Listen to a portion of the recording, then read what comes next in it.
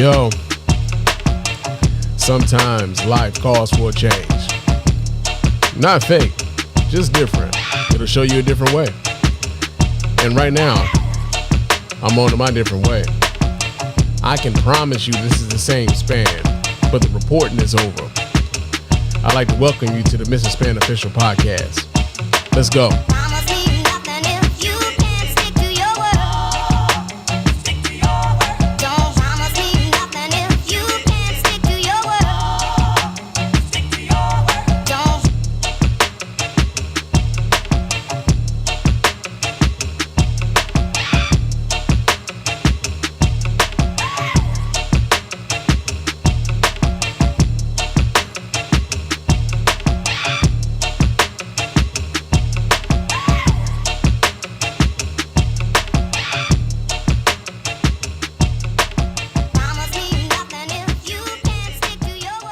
Yo, what's going on, everybody? Welcome to the Mrs. Spann Official Podcast. I'm your host, Mrs. Spann. This is episode number 27 of this show. And yeah, man, we are getting right back to this thing, man. There's been, we got a little groove going, and we want to keep that groove going, you know what I mean? And I've been, really trying hard to keep this groove going. Yeah, man. But we are here for another weekend. We got some things we're gonna talk about, and of course, we're gonna expound our thoughts on these things that's going on in the world, man. Real talk. So we're gonna get into that. But of course, before we do that, I do have to remind you guys how to get in touch with us here at the Mrs. Spann Official Podcast and let your voice be heard. You can go ahead and hit us up at our hotline at area code 313-288-0485. That's area code 313-288-0485. Leave us those voicemail messages. Those messages will get played here live on the show and responded to a kind. And if you're watching us here live on Facebook and or YouTube, you can hit us up while we're doing the show live, man. So hit that phone number up, area code 313-288-0485, man. Real talk. Also, hit us up with a 5-star review on Spotify and or iTunes, man. Yeah. Hit us up with a 5-star review on those, man. Real talk. We appreciate everybody who goes about the business of doing that. Doesn't cost you a dime, just a couple of minutes of your time to let everybody know why you're rocking with us over here at the Mrs. Spann Official Podcast, man. Real talk. Also, hit me up on Threads and or Instagram. I am no longer really rocking on Twitter, man. I mean, I know y'all have seen some of the thanks for the follow shits on the Twitter joints. That's not me. That has been automated. It was like an automated thing for anybody who followed me on Twitter. It's like, yo, man, I just like to let y'all know, like I was acknowledging niggas, but I be at work too, right? But yeah, man, I am not on Twitter like that. I am on Threads more than likely. So if you want to follow your man Spann throughout the week, hit me up on Threads, man, at Mr_Spann. Also, you can follow me on Instagram as well. It's Mr_Spann. If you find me on fucking TikTok or something, it's really Mr_Spann. It's Mr_Spann at practically everywhere you find me on social media. If you want to find me on Facebook, Mr. Spann. I mean, it's pretty much consistent. We gotta keep it consistent, baby. Gotta keep it consistent. All right. So yeah, we got that going on. Also, hit us up on our website at www.thespannreport.com. You can go there and watch replays of the show. You can donate to the show as often as you like, as much as you like. And of course, we really do appreciate every dime over here at the Mrs. Spann Official Podcast and the Spann Report Podcast Network in its entirety, right? And I believe that's all of the business. Excuse me. But yeah, man. So it's been a week since the last time I talked to y'all, man. I was listening back to the last episode, man, and I gotta say, I don't necessarily feel as though that was my greatest performance, man. I really don't. I feel as though, I mean, I'm an artiste and I'm sensitive about my shit, right? I felt like by the time we got towards the end of that show, it was just down, y'all. Like, for real. I felt that as I was doing it, I'm like, man, this ain't what I really wanted to give to folks, man. I want folks to not necessarily be downtrodden when they listen to your boy. I want them to feel like, yo, man, shit's fucked up, but hey, we got some shit to laugh about sometimes every now and again, right, Spann? So yeah, man, that's how I feel about the last episode. For those of you who did listen to the last episode and enjoyed it, I appreciate y'all, man. I do. But yeah, I didn't feel great about that last episode, man. I was like, I don't like it. I don't like it. But and I think that goes into some of the things that we talk about. And I think I may have even talked about it here on the show where, hey, I'm looking at this as a content producer, and I got a way in which I feel as though I want the show to go. And you as a listener, you might, you listening to it and you might have something entirely different. You might have gotten something entirely different, but I didn't feel as though I did what I should have done to make that show more enjoyable. And for that, I apologize, y'all. I do. So, hopefully, like I want to, one of the things I was thinking about, this is one of the things I was just kind of thinking about over the course of the week. It was like, yo, man, I don't want this to become a gripe fest, right? I do not want Mr. Spann Official to just become a show about the gripes of the world. I want us to be able to highlight the things that we do like about what's going on in the world. I want us to be able to enjoy some of the fuckery that is going on in the world, but also while we're enjoying some of the fuckery, we can identify some fuckery that is not good for us. And like I want to make that's the balance that I want to strike here at Mrs. Spann Official. And so last episode I just didn't really feel like I don't feel like I did that. And for that I do apologize, to everybody who's listening to the sound of my voice. Your man Spann didn't really I wasn't fucking with the last one. I wasn't. So if I wasn't, don't be mad if you wasn't like Spann falling off. No. I felt it too. So there's that. But yo, man, I got a few a couple well, are they random? Well, I guess we could say they're random thoughts, right? So I got a couple things I was thinking about. So of course, the one of the things that kind of happened over the course of this weekend was the fact that the Los Angeles Lakers actually won the in-season tournament in the NBA and shit,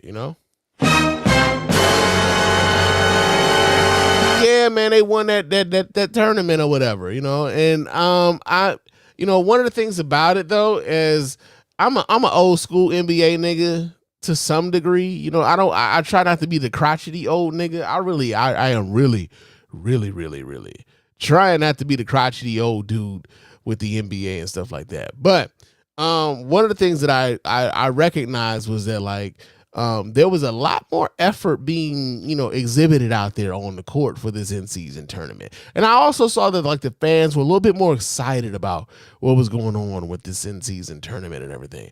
And I'm not the one who like tries to poo-poo anything when like when people want to have a party, nigga, like nobody should have to apologize for wanting to have a party, right? I am not that dude. I'm like, yo, man, yeah, they trying to have a party, let them have a party, nigga. I'm always down for the good time.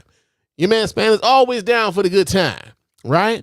But at the same time, I'm like, yo, man, they really had to come up with some gimmicky ass shit in order for these people to feel as though these games in December really fucking matter, bro.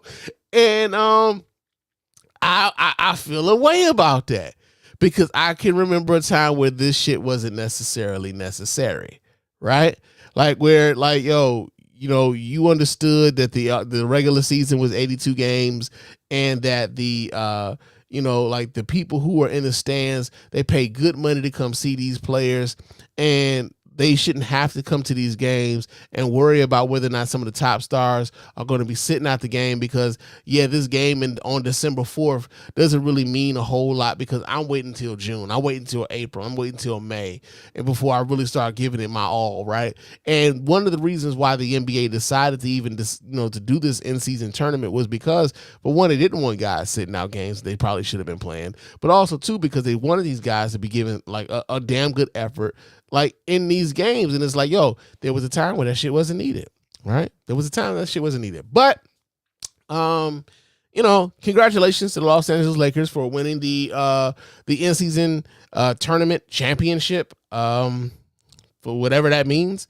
I mean, whatever that means, right? Like it's new, man. We gotta get used to where, like, I don't know, like it's just new. It hasn't really sunk in with your boy. It just hasn't. I'm sorry, it just hasn't sunk in with your boy. you got that going on. But I appreciate the fact that there are folks who really do like that, really got like enthralled by the in-season tournament and things like that. I appreciate that y'all enjoyed it. I'm still trying to figure out why why it was needed, right? It shouldn't have been needed.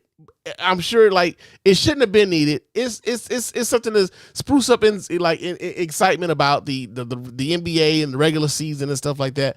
But I also feel as though, like, man, this shit should not have been needed in order for you guys to like be like, the NBA just came back and we need something just when they just come back to like spruce up the excitement about the regular season. Like, that just says to me about that. What it says to me is that, like, we are a microwave ass society, and that, like, we want instant gratification, and that we don't have patience for things that take, that there's a process to things, and that, now we just need that instant gratification. And so, like, again, like I said, I'm a nigga who came up in the 80s and 90s and the 2000s. But, like, yo, man, like, I saw dudes give those efforts in, like, in the 2000s and the 90s, where, like, yeah, they know that the fans pay good money to come see them, and they weren't really ducking games because they were waiting till June. They weren't doing the load management and everything else. And I am somebody who's a player advocate, right? Let these players get their money and everything. But this part right here, I was like, okay, this just seems like some. I'm aging out, and I don't want to age out, but I feel like, yo, man, somebody please explain to me why we needed this. That's all. But that was one of the things I was thinking about. I'm sounding like a crotchety old nigga right now. I know it. Right? I know it. Another thing that I was kind of thinking about. No, I actually wasn't thinking about another thing. That was it. That was the only random thought I had, was to bitch and moan about the NBA in-season tournament, man. But shout out to the Lakers and shout out to LeBron James for winning the MVP of that tournament, man. I know it means a lot to a lot of folk, man. I don't want to shit on it, but I just know it is something I got to get used to. That's all. That's all it is. But shout out to the Lakers and shout out to LeBron James for winning that the championship and the MVP for that. Real talk. Now, we got some listener feedback, right? So. The last few episodes, we've had some people kind of trickling in and letting us know what they thought about some of the things that we've said here on the mic, and they wanted to like let their voices be heard here. We got a 5-star review come in, and our 5-star review comes in from Little Pistol Grip. So first things first, nigga, Little Pistol Grip, and I just niggas coming. Little Pistol Grip, I appreciate you with the 5 stars, but Little Pistol Grip says, don't promise me nothing if you can't stick to your word. 5 stars. Appreciate you with the 5 stars, man. Little Pistol Grip with the 5-star review, man. We appreciate all 5-star reviews, man. And if you give us a 5-star review on iTunes and on Spotify, let us know, man. Like, I had to go back and check for these because, y'all niggas ain't been leaving no 5 stars, man. Y'all been leaving your voice. Real talk, man. Y'all been leaving your boy hanging. And so, I appreciate the 5 stars. And, like, we want to highlight those folks who take the time out, and like, it doesn't cost you nothing. Like I said, it doesn't cost you a dime, just a couple minutes of your time to let everybody know why you're rocking with us over here. And I appreciate Little Pistol Grip for letting everybody know why they're rocking with us over here at the Spann Official Podcast, man. Now, we also do have a few comments and some polls that we need to address here. So we got let's see, we go back to episode 22, and this was we had a poll up for episode 22 where we were talking about Keith Lee and whether or not Keith Lee was wrong for speaking out on his experience with the Atlanta restaurant scene. And our polls were actually kind of split. Well, they weren't split at all, man. Real talk. So we had 60% of the people who voted into this poll said, hell nah again, right? So that means they was doubling down on the fact that Keith Lee wasn't wrong for talking about his experience on the Atlanta restaurant scene. But then we also had 40% of people who voted in who said, hell nah, he wasn't wrong for telling folks what his experiences were like on the Atlanta restaurant. So 100% of people were basically saying, hell nah, the nigga wasn't wrong for letting everybody know how he felt about the Atlanta restaurant scene. I would just say this. I haven't been to Atlanta in a long time. The last time I was in Atlanta was during I was on a black college tour, right? And this was like, I want to say I was probably like 18, 19 years old. Probably about 18 years old, man, when I was going to like Morris Brown and Clark Atlanta, Spelman and Morehouse to visit those schools during a HBCU college tour or whatever. And I thought at one point that I might be in Morehouse. Man, I got accepted into Morehouse. I just couldn't afford Morehouse. That's just them niggas want money. Them niggas want that money, and I ain't had that money at the time. So I did not go to Morehouse. But yeah, man, that's how people felt about Keith Lee, sharing his experience in the Atlanta restaurant scene. That was on episode 22, which was Everything and Everybody. Now, we also had, let's see. We had a comment here, and we got this from Aaron Brown. He says, okay, and the question was, what do you think about DoorDash asking customers to tip?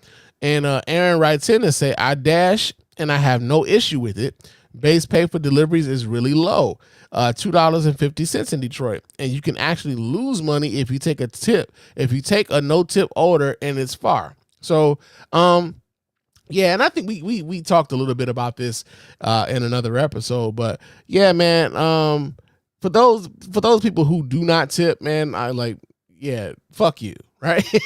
Fuck you, because somebody's providing you with a service. I think, and we talked about this pretty much ad nauseum about the fact that I just have an issue with the demand for the tip before you do anything. And so there's going to have to be at some point a meeting of the minds, maybe, or some meeting people halfway and yo, man, listen, I tip based on the service that I'm providing. And I know that there are some people who tip, ahead of time only to entice the driver to hurry up and grab their shit. But if they feel like the service was shit, there's nothing to stop them from changing how much they think the tip is going to be. And then on top of that, real talk, oftentimes it might not even necessarily be the driver's fault that the order was wrong, or that the order took a long time for them to get to you. It may not even be their fault, and yet and still it's almost like when you go to a restaurant and somebody at the back of the house fucks up the order, but the waitress is the one who takes the brunt of that, and it may affect their tip. In much the same way, the drivers are having their tips affected by that. So yeah, man, but I appreciate you writing in, Aaron, and I know we're going to hear from you again soon, brother, real talk, but I appreciate you. Another poll we have here, this was on episode 23, and this is whether or not people thought that Joe Biden was too old to be president of the United States, right? And it said, as a matter of fact, let's see, it says, do you think Joe Biden is too old to be president? And most people said, yeah, he kind of up there. Well, 33% of people said, yeah, he kind of up there. Hold on just a second, folks. What's up, G? I'm podcasting. Check into the show, my nigga. All right, dog. All right. Yo, Cliff said what up, y'all. Cliff said what up. But yeah, man. So no, 33% of people say, yo, Joe Biden is too old to be president, right? They say he kind of up there. But then we also had 66% of the people who voted in this poll said that we need seasoned leaders, right? And I believe I kind of lean into the 66%. I think to some degree we have, for whatever reason, devalued what it means to be an elder. Right? Like sometimes we want to put our elders on the shelf. We want to, put our elders to the side, man. Our elders have so much wisdom to share with us. Our elders kind of have seen some things. And when our elders have seen some things, when they've seen these things, they're a little calm because they've seen these things before. And then they know how to navigate around these things that when we haven't seen these things at all, we freaking the fuck out. Right? And so I think there's something to be said about someone who's seen a lot being in the seat of authority to say, hey, I've seen this. I know how to navigate around this. And so when I see people talking about how old Joe Biden is as a reason why Joe Biden shouldn't be president, it's kind of like, like that's your argument, nigga? Because again, like we said on the show, we knew Joe Biden was old when we voted for him the first time, right? We knew he was old when we voted for him the first time. But yo, man, I appreciate everybody who voted in the poll. And that was on episode 23, grand opening, grand settlement, right? So I think we were talking about Puffy with Cassie and stuff like that. But yeah, man, so that's what it is. That's what it is. So that's what we got for our polls and our comments on those episodes on Spotify. So let me go over here to our YouTube comments here. So we got some YouTube comments. And on episode 26 here, we got a couple comments. Reggie writes in to say, I know you seem pretty passionate about this Malika Andrews situation, Spann, and to a degree I get it, but I do kind of wonder why though. As in, why do you care so much about what these other guys think about how they view this one woman in particular? You've talked about it for a couple shows now, and like I said, I kind of get it, but I'm wondering where your passion on this comes from. Okay, so I'll just kind of go in and say this, right? One of the things that I thought was interesting about this is that I was starting to see this on YouTube quite a bit, where like if you went to any sort of like sports YouTube channel that wasn't like the big boys, like that wasn't ESPN, that wasn't Fox Sports Network, that wasn't, Joe Klatt or either like the mainstream media folk. If you went to any of these independent iTunes, or I'm sorry, not iTunes, but excuse me, any of these independent guys, they were talking about this thing as though this was a major issue, right? And also to have someone like a Des Bryant bring this up, and like and you can tell that like kind of Des Bryant was feeding into what he may have been being fed on, some of these independent, media outlets. Same thing with Kwame Brown. Kwame Brown went and did the same shit, right? So you got these former professional athletes who are also speaking up about this, but then you also have these, these independent YouTubers, and they're crafting this narrative about this woman as though she doesn't care about black women, black men, but also that she doesn't, that she shouldn't have spoken on these issues at all, right? And one of the things that it made me think about was Gamergate, right?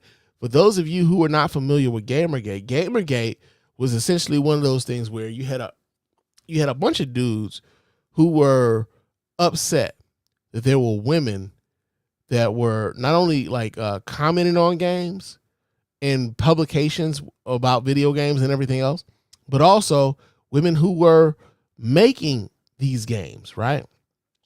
But mostly the women who were like on these publications who were speaking about the games.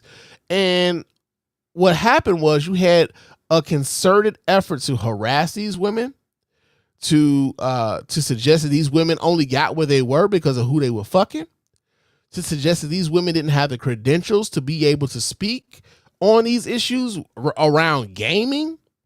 And then that kind of bled into, because this happened around 2014, 2015, it kind of bled into how people viewed the presidential campaign concerning Hillary Clinton versus Donald Trump at the time, right? So we had a radicalization of a lot of dudes happen around that time. And when you've seen a thing happen once before, you tend to recognize the thing when it rears its head again.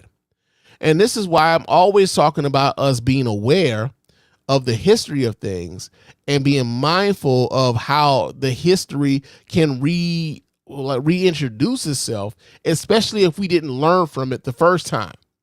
So when I see these dudes crafting a narrative about this one particular woman and like this one particular woman, and like essentially trying to drive her out of her job because they don't particularly agree with the fact that, like, yo, she might have brought up something that was uncomfortable, but it wasn't that it was unwarranted. These dudes are trying to make people believe that when she brings these things up, that these things are unwarranted. And that's bullshit. That's complete and utter bullshit. It's harassment. As like, yo, Stephen A. Smith went on his podcast to say that this woman is receiving death threats in much the same way that the women who were harassed during Gamergate were receiving death threats around their mere existence in that space. A lot of these dudes don't want women in the space. They don't want to. They want to see women. They want to fuck women, but they don't want to hear from women, right? So when I see a bunch of dudes acting like some fucking weirdos, as in like, yo, because she brought this up during the NBA draft as if it wasn't relevant when it was, or when I see dudes being upset that she called Stephen A. Smith during the First Take episode when Ime Udoka, was having his thing in Boston, and they are mad at her, but they're not mad at fucking what's my man name? Matt Barnes. When they're not mad at Matt Barnes for essentially saying, hey man, my man was messy than a motherfucker and I had to retract my statement behind what I said for him. I have yet to see any of these motherfuckers. I have yet to see any of them say, hey man, we might have got that Ime Udoka shit wrong. Or better yet, yo, Matt Barnes kind of knows we might want to pull back on this. No, they haven't done that. They continue to go at Malika Andrews behind that. So when you recognize a pattern of shit going on, for me, it's like, I've seen this before. And because I've seen this before, I can call this shit out. This is bullshit. So that's why I'm very sensitive to this, because it's another iteration of some shit I done seen before. Right? That's why I talk about it. And that's why I was talking about it in the way in which I was, because I was starting to see this as a pattern with a lot of dudes on YouTube, especially sports YouTube. This was a talking point. And if you go and you look up Malika, I challenge anybody who's listening to the sound of my voice right now. If you go on YouTube and you search up Malika Andrews on YouTube, I challenge you to find 5 videos with her name attached to them that are positive. Every last one of those videos, 9 times out of 10, are going to be on some shit about how she's tearing down black men, how she doesn't necessarily deserve the position that she's in, and how they really don't want her in the space. Right? And so when I talk about that and I bring up like, yo, so these are the issues that these niggas got, but also not only are these the issues that these niggas got, but also how faulty their reasoning is, then you understand where I'm coming from. And also why I'm bringing it up, because like I said, this has a root someplace else. This is an offshoot of that Gamergate shit. And it's ironic that it happens in a time where, we about to go into another presidential election. And, I don't feel as though we have the room to allow for that sort of like toxic behavior to fester and thrive. Right? I think there's too much at stake. Now, I'm not saying that Malika Andrews is so important. No, I think this is a symptom of something bigger. Malika Andrews is just the collateral damage for these niggas. But there's something larger going on, and I want us to be aware of it. So when I talk about the niggas that are talking about Malika Andrews and the weirdos that they are, and the weirdos they openly pretend themselves to be, mind you, the reason why I'm talking about this is because I've seen this shit before, and I'm watching this shit happen again. And I don't want what happened in 2016 to like bleed itself into 2024. I don't. We don't have the room for it. So that's why I talked about that.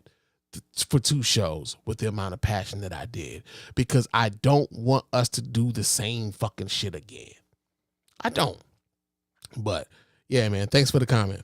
Another comment that he wrote in to say, he says, "Hey, Spann, I know you didn't talk about it on this episode, but did you happen to catch the guy from the Young Turks did an interview on The Breakfast Club? I don't know, Spann. The guy sounds like he's making a lot of sense. Other than his not being a natural born U.S. citizen, what exactly is your issue with him policy-wise? Because I like what I heard." Whew. Okay. All right. So, hey, Reggie, real talk. A lot of folks. No, I'm not gonna go there. But here's the thing, right? I feel as though I've already talked about why I think that Cenk Uygur is like kind of a grifter, right?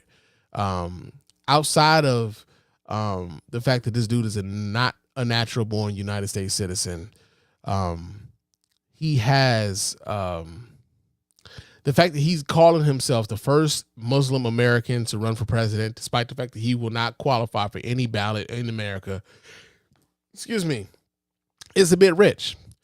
And I did catch that interview that he did on The Breakfast Club. And one of the first things that I thought was real rich about the fact that like he was on The Breakfast Club was the fact that neither one of these niggas, Charlamagne the God nor DJ Envy, asked this dude how he's running for president when he's not a natural born United States citizen. Nigga! Like, I feel as, and I've said this before, man, I'm not the biggest fan of Charlamagne. I'm not the biggest fan of The Breakfast Club. But if you're going to have these people on, man, like, at least ask the fucking questions that need answering, bro. Don't go, no, it's as if they know, not even so much, it's as if they know. I believe that, like, yo, they feel as though they have to give an audience like some of these ancillary or fringe candidates like a Marianne Williamson or like a Robert Kennedy III or a Cenk Uygur or whatever else, right? Like they want to give these people the platform, and yet and still they aren't necessarily serious about what they're doing, right? I think that Cenk Uygur is running a grift right now. And the reason why I think that Cenk Uygur is running a grift is because when I listen to him, not only like the idea that he's not a natural born American citizen, so therefore he's not even eligible to become president, but he has a track record of shitting on not just Biden, but Hillary Clinton too. I remember when Cenk Uygur was a real big advocate for Bernie Sanders, right? And for those of us who remember the 2016 campaign, for those of us who remember the 2020 campaign, like you had a whole bunch of people who were like Bernie Sanders supporters, and I'm sure there's some people who were Bernie Sanders supporters who probably listen to me right now.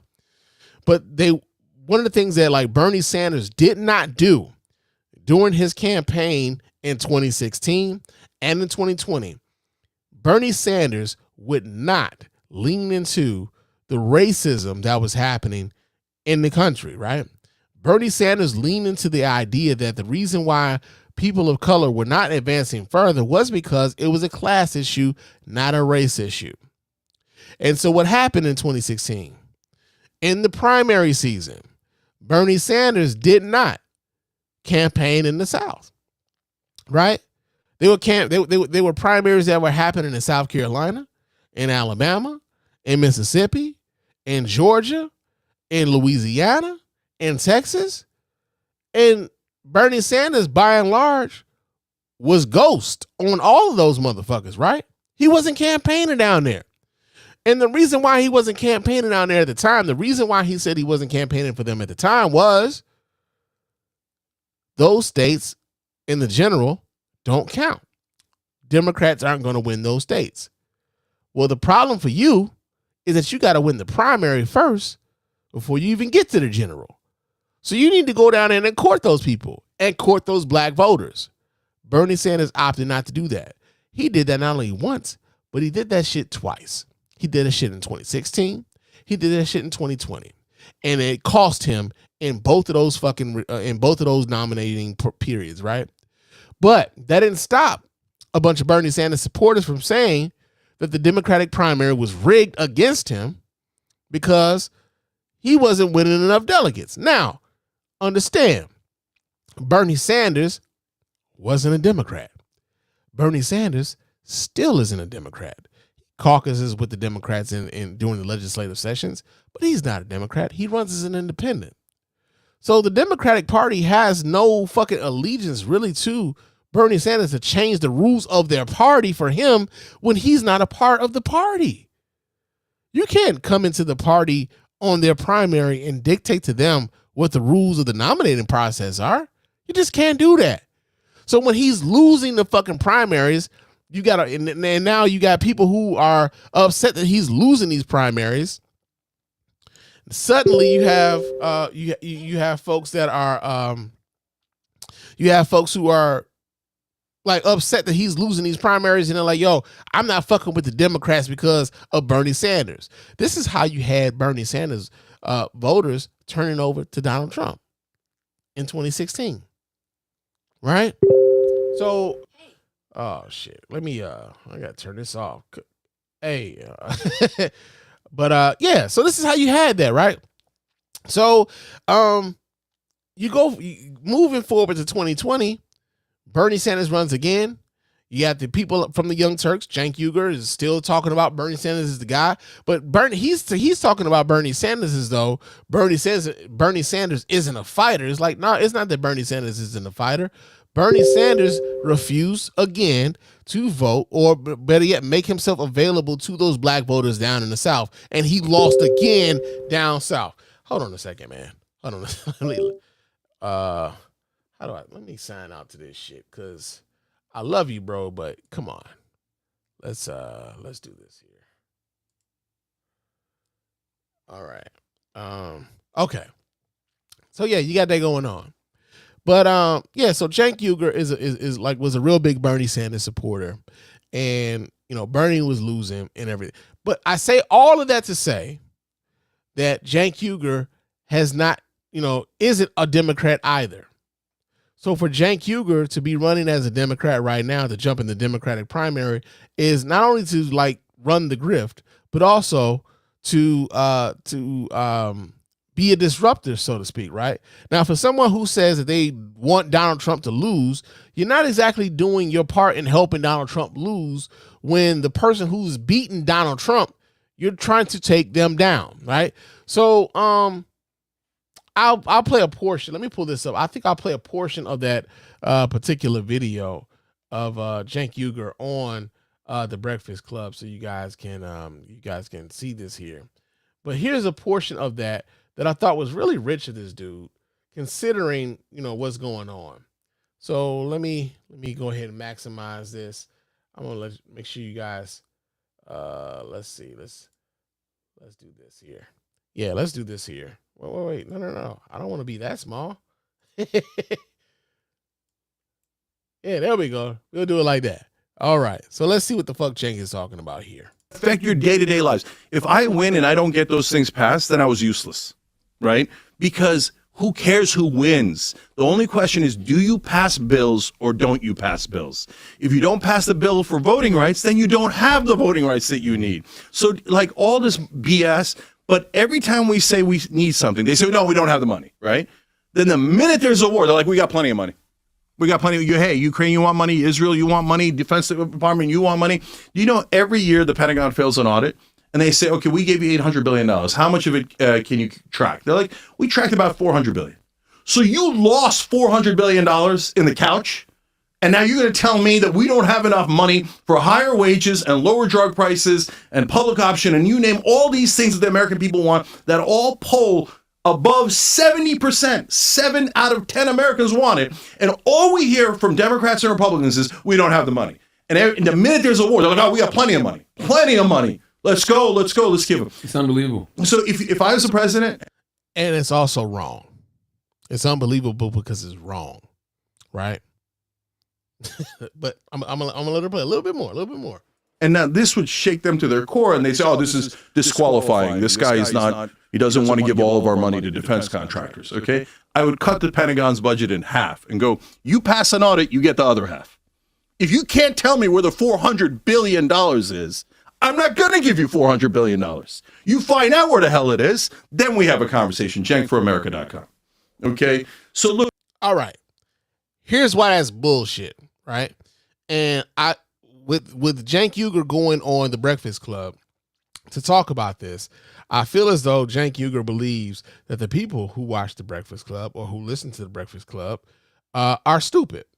I do. I believe he thinks that these people we're stupid people, right? And the reason why I say that is because this is a basic civics thing. When you understand that the president doesn't have control of the budget, he doesn't have control of it. The president can he can present a budget, but the ultimate power of the purse belongs to the Congress. This is how you know what he said right there was complete and utter bullshit. So he says, hey, the Pentagon gets an $800 billion budget and they never pass an audit and they lose about $400 billion every year.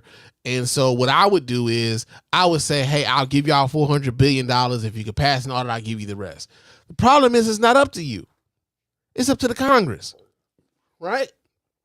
It's up to the Congress.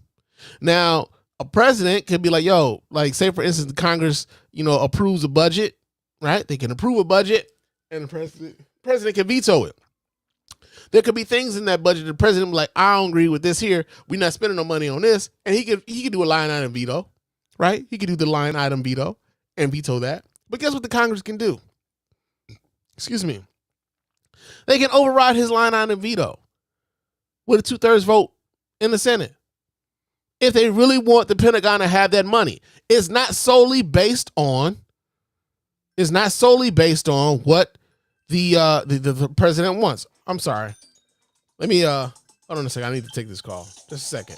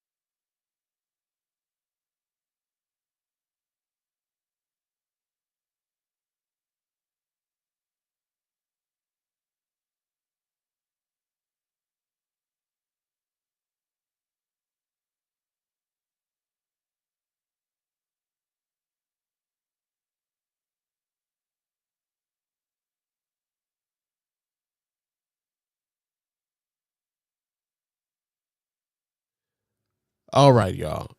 Yeah, I'm sorry about that. Got some family things going on. But yeah, man. But I done kind of forgot where the fuck I was. But essentially, yeah, the Congress has the power of the purse. So the president doesn't necessarily determine how much money anybody gets. Shit. Here we go. I'm sorry, y'all. Just a second.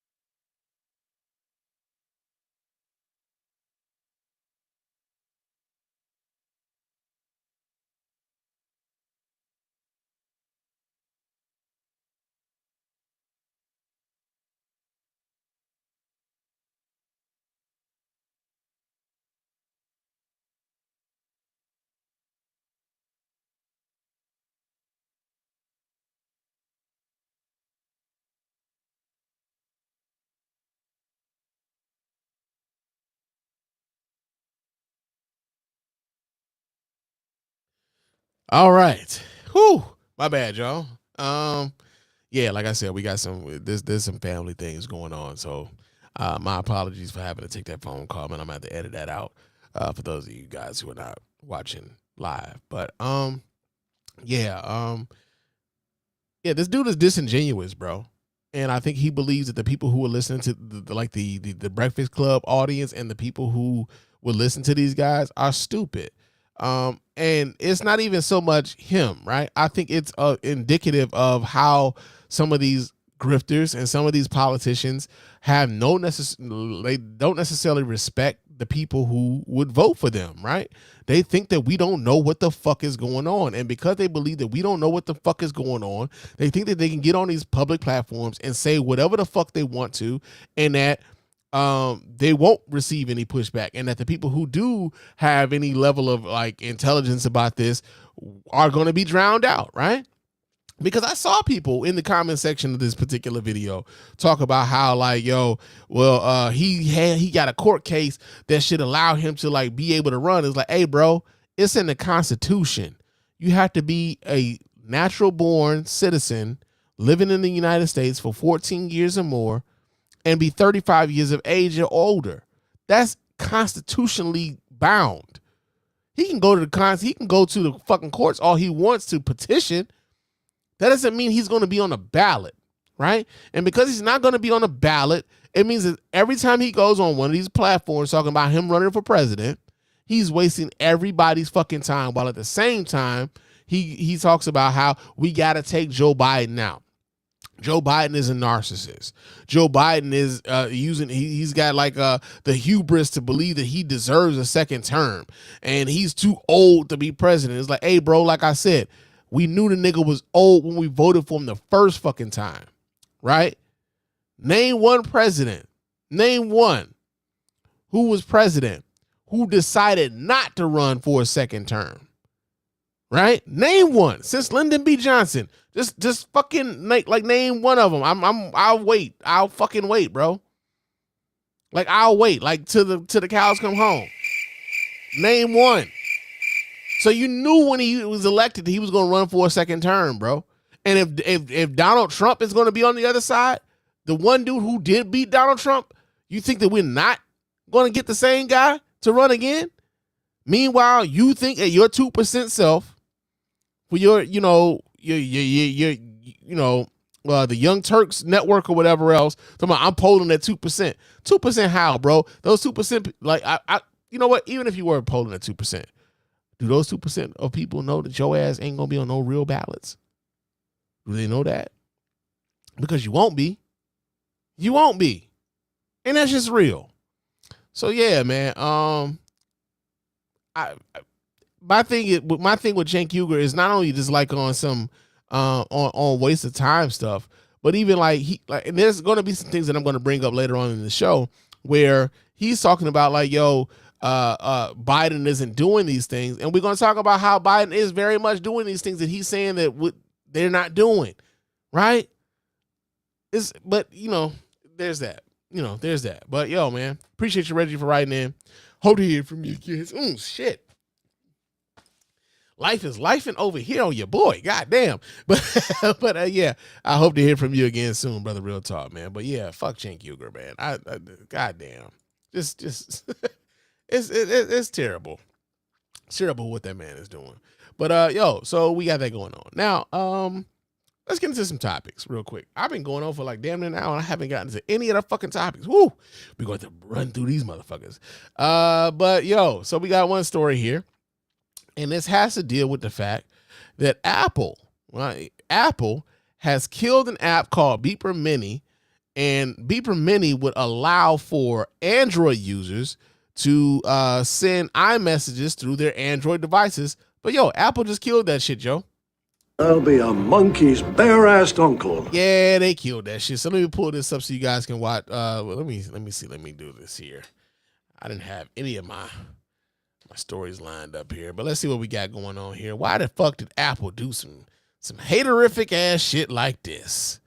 Where is it? Okay, so here we go. We get this article from Ars Technica, and it says Beeper Mini The Android app, born from a reverse engineering of Apple's iMessage service, is currently broken and it is unknown whether it will resume functioning. Beeper desktop users receive a message from co-founder Eric Migovsky late on Friday afternoon, noting that iMessage outage and that the messages are failing to send and receive. Reports have started piling up on Reddit around 2:30 p.m. Eastern. As of 5:30 p.m., the app was still reporting errors in sending and receiving messages, with failed to look up on server lookup request timed out. Commenters on Beeper's post status on X, formerly Twitter, suggested mixed results at best among users. The Verge, messaging with Migovsky, reported that he did not deny that Apple has successfully blocked Beeper Mini to TechCrunch. Migovsky more clearly stated about an Apple cutoff. Yes, all data indicates that to both outlets. Migovsky offered the same comment, reiterating his belief that it was in the best interest of Apple to let iPhone owners and Android users send encrypted messages to one another. Ours reached out to Migovsky for comment and will update this post with the new information. Beeper's ability to send encrypted iMessages from Android phones grew from a teenager's reverse engineering of iMessage protocol, as ours detailed at launch. The app could not read message contents, nor could Apple, kept encryption keys and contacts on your device, and did not require an Apple ID to authenticate. The app did, however, send a text message from a device to an Apple server, and the response was used to generate an encryption key pair, one for Apple and one for your device. A Beeper service kept itself connected to Apple servers to notify it and you about new messages. Reddit user Mopop and others suggested that Beeper service used encryption algorithms whose keys were spoofed to look like they came from a Mac Mini running OS X Mountain Lion, perhaps providing Apple a means of pinpointing and blocking them. Now, we talked about how Apple was going to implement RCS messaging, right? And RCS messaging is one of the protocols that Android phones use. It will allow for end-to-end encryption. I'm not sure if end-to-end encryption is going to be allowed between Apple and Android phones with RCS, depending on how Apple decides to implement their version of RCS.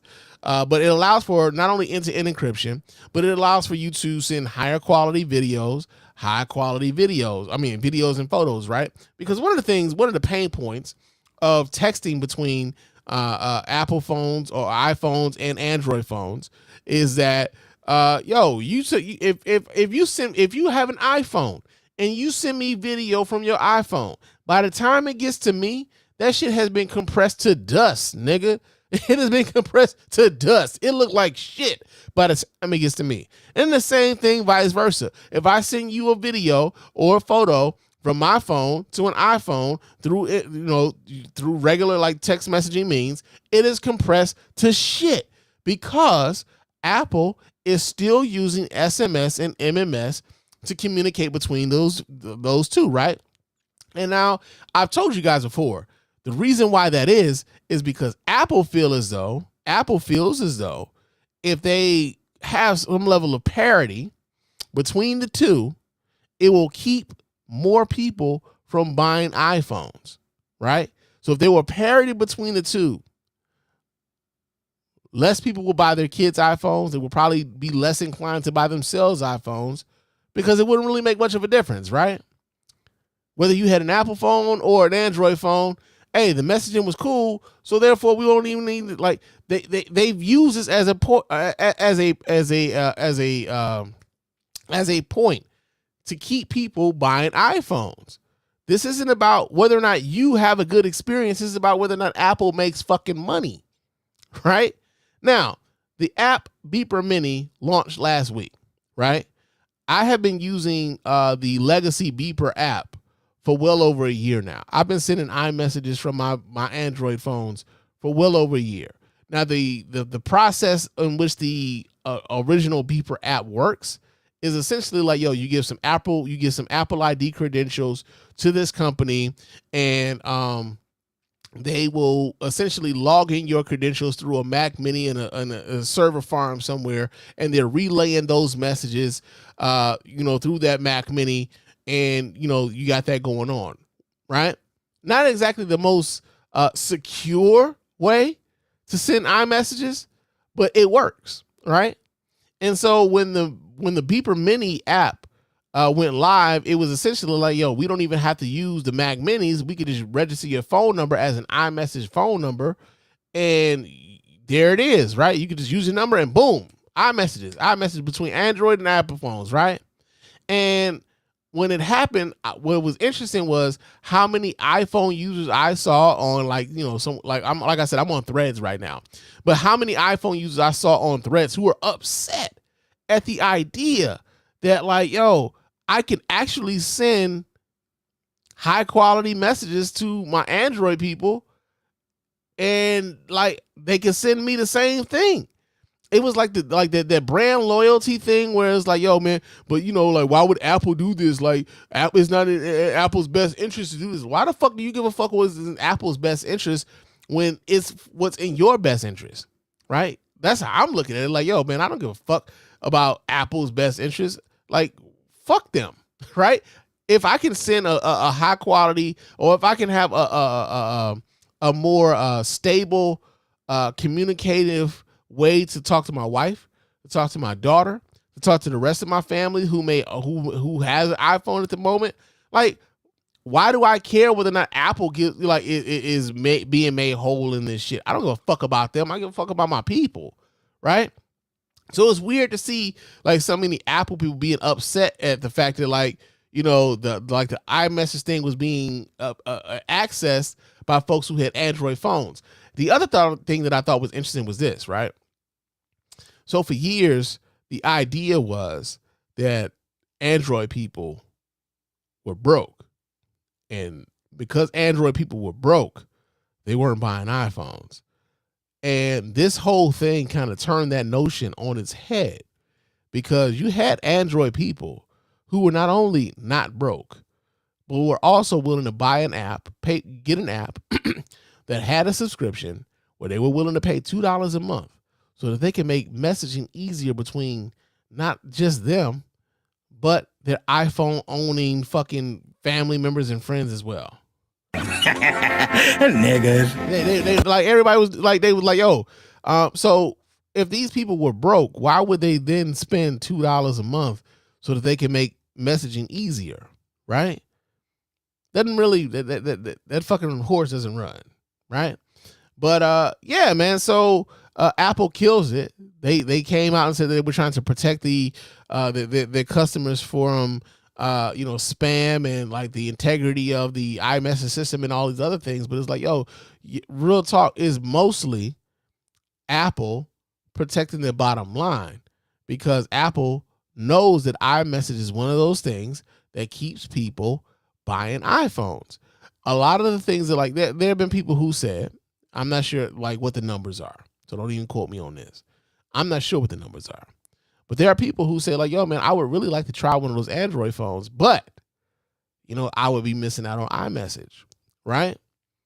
And I don't know if I'm really willing to give up iMessage in order to try that phone. Now, I can relate to something like that, right? Right now, I'm currently rocking a Google Pixel Fold, right? This is the phone that I use. And I'm probably going to be a Pixel customer for a while, only because there's some things with the Pixel that I can't get on other phones right now. Like, I can't get a phone that screens my calls for me on anywhere else. I can't get a phone that holds for me. Like, so if I'm calling a company or whatever and they got me on hold, I can just, like, it says hold for me.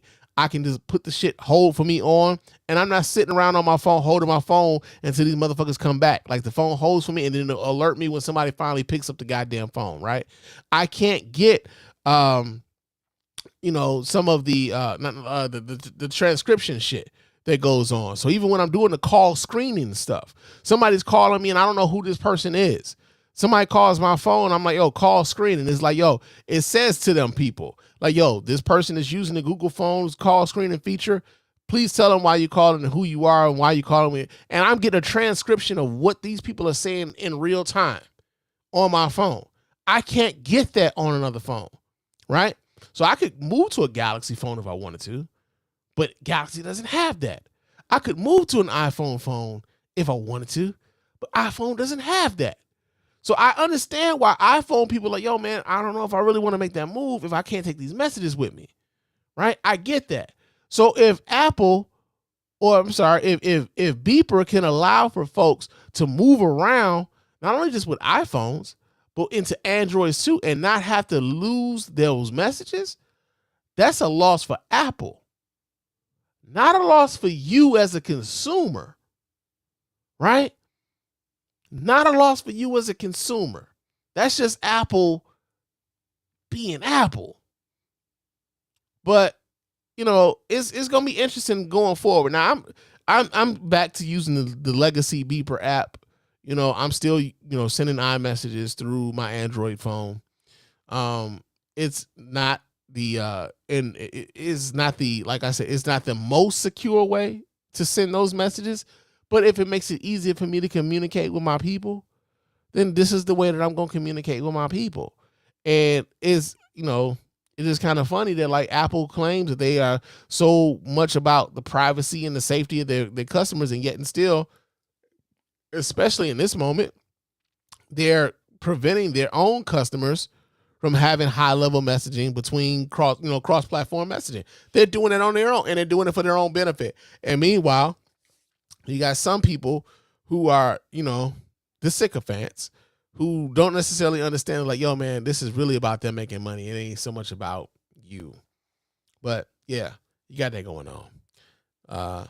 They killed it for the time being. It's gonna come back though. We gonna be us droid folks gonna be sending y'all some blue bubbles real soon. I mean, I'm sending blue bubbles now from my droid phone, but you got that going on. Now another story we got going on, man. Shout out to this Grinchy motherfucker here, right? So we got this story here. This comes out of where do we get this story here? This comes out of, come on, I know I got it. Okay, so ABC7 Amarillo. Is this Amarillo, Texas? Let's see, do they have video attached to this? There is a video attached to this. So let me go ahead and pull this up so you guys can watch right along with me. Let me take that down and let me pull this up. And let's see what this dude has to say for himself. But yeah, man, the Grinch who stole Christmas ass nigga. We shouldn't lie to children. Hey, did somebody swing on this nigga? knock it off. Get away from my stuff. Get away from my stuff. Jerk off. Not jerk off. Proceed to the root. It looked like somebody swung on his ass.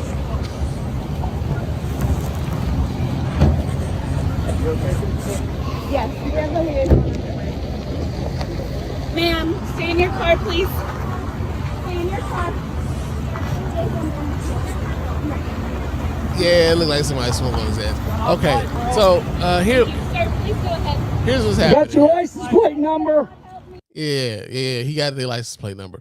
So let me get to the story though. Let me go back. See if I can go back here. Yeah, let's minimize that. All right, so check this out, y'all.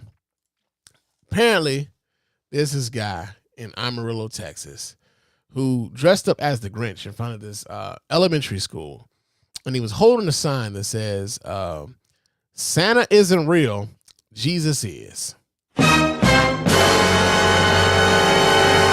And we get this story from ABC7 Amarillo, Texas. It says the Grinch tried to steal Christmas.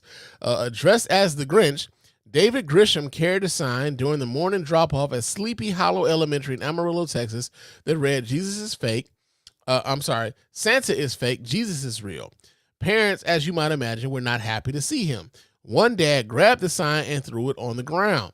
Another parent told ABC7 that Grisham shouldn't be pushing his agenda to any people's kids. Police were called to the school, but they did not arrest the Grinch. APD said Grisham was lawfully on the sidewalk and was not breaking any laws. I understand why they're upset. Grisham said they're upset because they're prideful and don't want to admit that they're lying to their child. That lying to their child is wrong, in spite what the Word of God says. They're more concerned with the traditions of man rather than the truth. And they double down on the lie because of pride, and they are angry because they want to blame the person telling the truth than one who told the lie that prompted the truth to expose the lie. Okay. They don't want to be seen as a liar in the eyes of the child, but the facts are say that they are. ABC 7 News also asked Christian why he would choose to ruin the magic of Christmas for kids. I'm not concerned about the magic of Christmas, but the miracle of Christmas in the virgin birth of Jesus Christ. Sleepy Hollow principal Kelsey Williams said Grisham was unwanted and uninvited. I'm going to just say this. You guys who've been listening to me for any length of time, y'all know this, man. But any of you motherfuckers who come across kids and like can't wait to like ruin that fucking like happy time for kids, fuck you. Fuck you, man. Fuck everything. Fuck you as a record label and a crew, right? I've said this about people who go out of their way to like, you know, shit on the like, you know, the idea of Santa Claus because they want credit, right? My kids need to know it was me who bought those gifts. Why, nigga? They gonna figure that shit out eventually. Why it's gotta be about you? Why can't these kids have a happy time, bro? Why do you have to interject yourself in the happiness of these fucking kids, man? Right? And so, like, then on top of that, some of these people who want to make sure they get all the credit for Christmas and the gifts that are given out on Christmas, then their kids come to school and then they denigrate the kids who still believe in Christmas, who are just innocent in all of this shit, who just believe like, yo, man, if I go to bed early, my Christmas gonna kill me early and Santa Claus is gonna come. And it's harmless fucking shit, bro. It's harmless.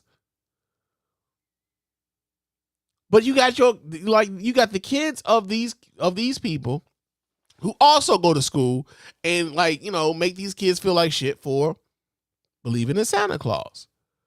When really it's just like, yo, man, like it's harmless fun for these kids, bro. Like it's not. I really like. I real talk wonder like, why do you take joy in taking joy out of like this holiday for these kids, right? Now the other part about it is this, in that like, yo, you are a Christian and yet you feel as though like the way in which you proselytize Christ doesn't bring anybody closer to him. As a matter of fact, it does the absolute fucking opposite. Because if you are the representative for Christ, then people are like, well, if he got people like this around, like, do I really want to be associated with the Christ that y'all talking about? Do I really want to be a part of a religion that like is like, you know, goes out of their way to sadden kids during a happy time of the year? Like, this is the thing that y'all are doing. So, yeah, man, fuck this guy, bro. Fuck him and everything he stands for. Right? Because you didn't have to do that. You did that because of you. These kids didn't ask for you to debunk anything for them. Allow these children to be children. Allow these kids to enjoy this holiday in the way in which they enjoy this holiday. Stop making this shit about you, because that's ultimately what this shit is about.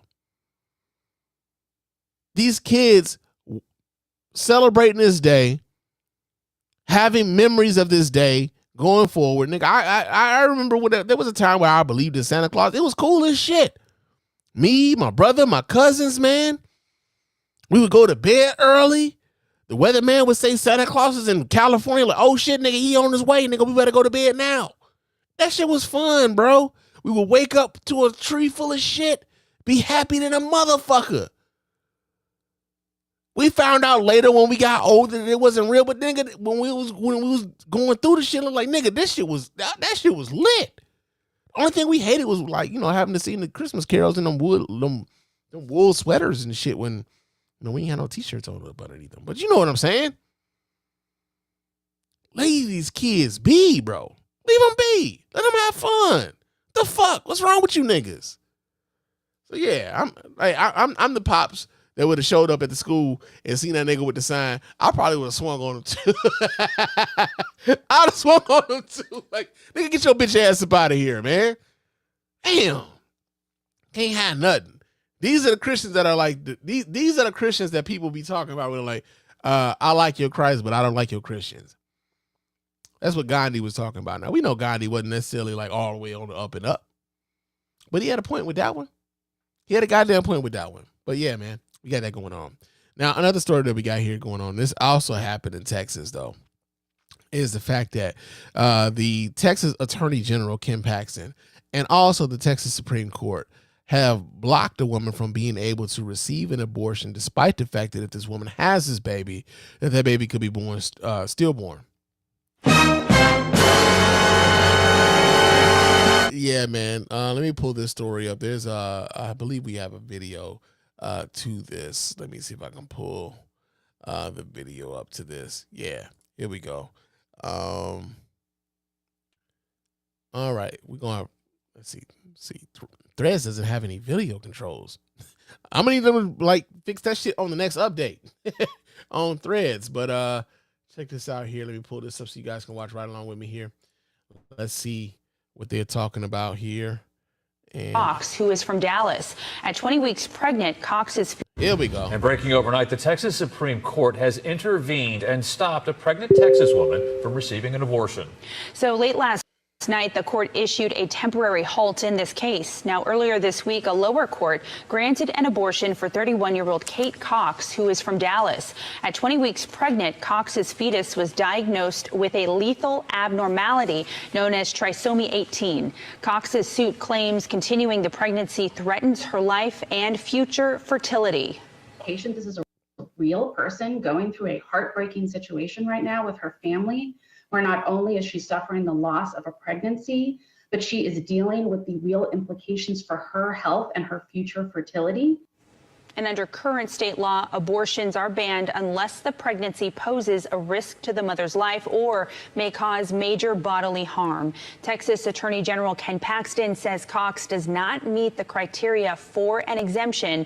The state Supreme Court did not rule on the merits of the case, and they said they just need more time to review.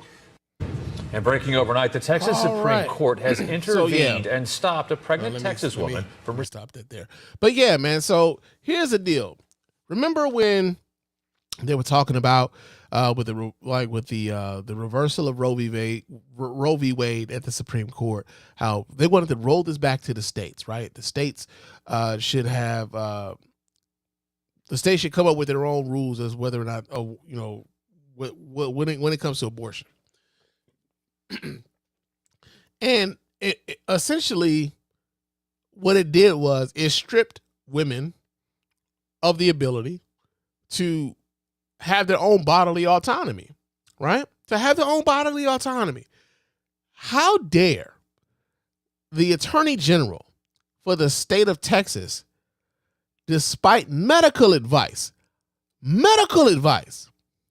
determine whether or not a woman should be able to receive an abortion, considering the fact that not only could this, birthing this child keep this woman from having any more children, but also birthing this child doesn't guarantee that this child is going to live, because the child has already been diagnosed by the doctors of this woman of having a fatal flaw, right?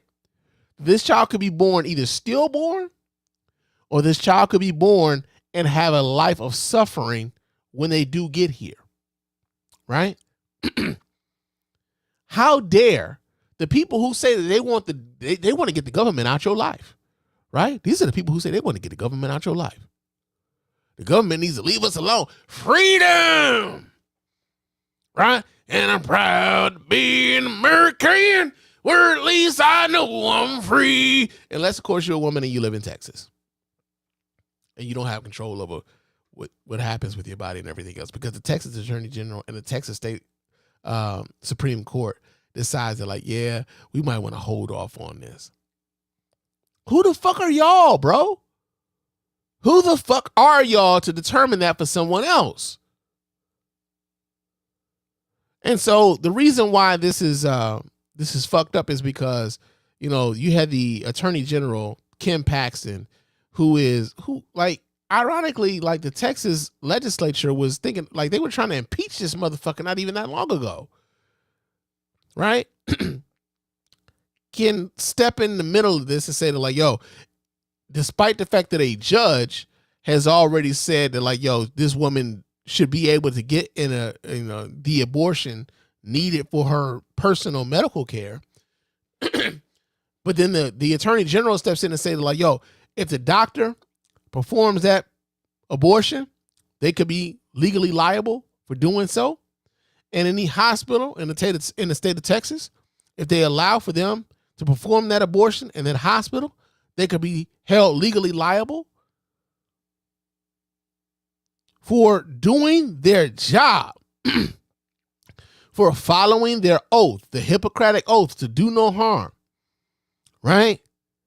For the attorney general to step in that way.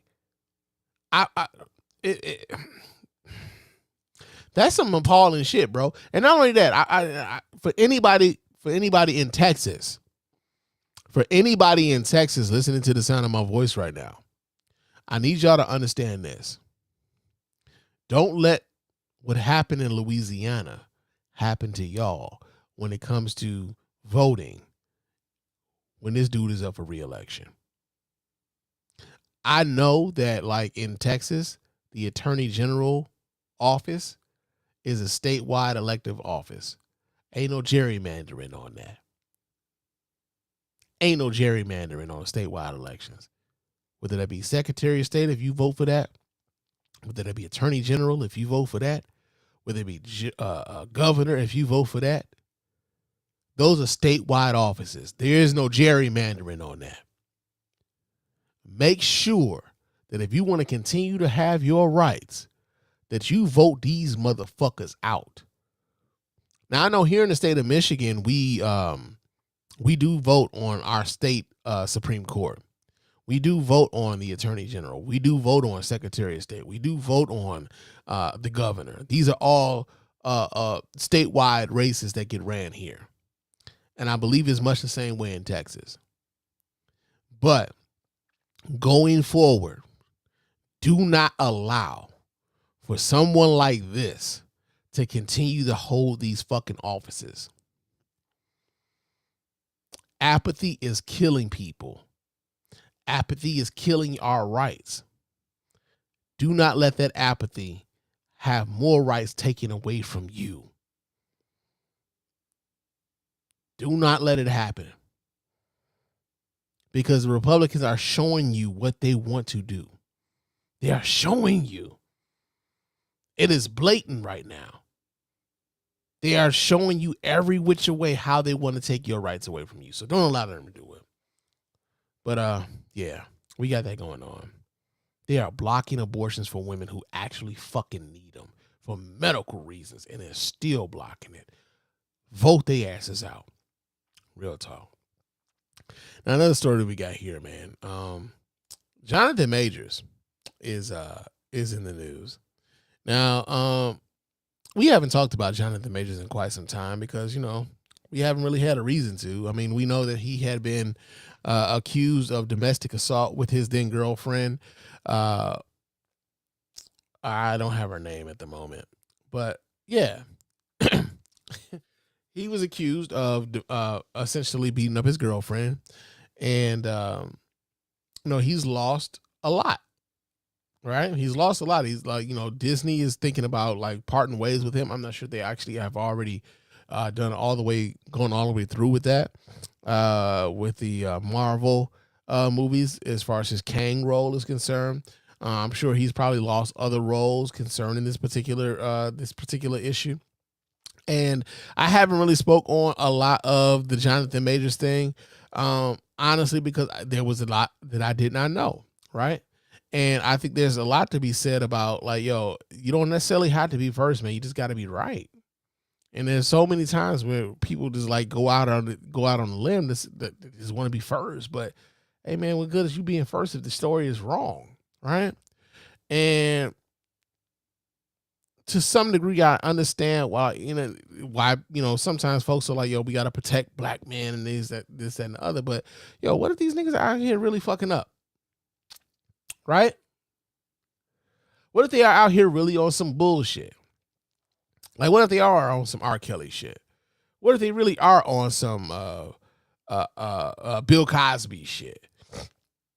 Are we just supposed to like, yo, because he looked like us, supposed to like turn a blind eye to that? No, I don't believe in that. I don't believe in that ethos, especially when, you know, a lot of folks would be like, yo, man, these white men, you know, these white men, they be doing this, that, and the other. Hey, if we better, I'll put it to you like this. I'm much more concerned about what we do amongst each other than I am about what white people are doing. That's where I am. Like, I don't automatically lean on what these white folks are doing. What about us? Fuck them. What about us? Right? And so it was, interestingly enough, this is the interracial relationship that Jonathan Majors was involved in, right? So yeah, but he's on trial right now. He is on trial right now for the assault that he's alleged to have meted out against his then girlfriend, Grace Jabari. And so we get the story here. This comes out of the Chicago Defender. It says that actor Jonathan Majors is now accused of wanting his ex-girlfriend, Grace Jabari, to make sacrifices for him as Coretta Scott King and former First Lady Michelle Obama did for their husbands during the opening statements of his assault trial on Monday, December 4th. I'll be a monkey's bare-assed uncle. This nigga wanted his white woman to act like Coretta Scott King. And Michelle Obama, nigga. Are you fucking nigga just? That's the dumbest thing I've ever heard in my life. No wonder you get D's and everything. All right, we continue to read the story. It says Michael Perez, who was representing Jabari, claims that Majors demanded total compliance from the Britain actress as part of what Perez described as a cruel and manipulative pattern of psychological abuse towards his now former partner. Priya Chaudhry, Majors' attorney, alleges that Jabari is seeking revenge against the Creed 3 star for ending their 2-year relationship. His legal team also claims that the March 25th arrest for assault was motivated by racism. I don't know, bro. I don't know about this one. A criminal complaint states that Major struck the actress about the face with an open hand, causing substantial pain and a laceration behind her ear at an apartment in Manhattan's Chelsea neighborhood. Jabari also accused him of strangling her, leading to bruises and swelling on her neck, according to the report. Majors pleaded not guilty to several charges of misdemeanor assault, aggravated harassment, and harassment. He was facing a strangulation charge, but that was later dropped. A judge rejected his motion to dismiss the case a month before the trial, which is expected to last about 2 weeks. The shocking arrest, alongside a bombshell report from Rolling Stone alleging a history of violence and abuse toward his romantic partners, has led to the Ant-Man star getting dropped from multiple projects and lucrative deals. So, yeah, man. I'm not privy to everything that's going on with this case, especially like the trial. I believe the trial is just really getting started. But yo, man, like if there, like I believe this was like audio where he was talking to her. Excuse me, if there was like audio of him talking to her about this, or text messages where he was, you know, asking her to make sacrifices like a Coretta Scott King or a Michelle Obama. That's a lot to ask of a white woman, bro.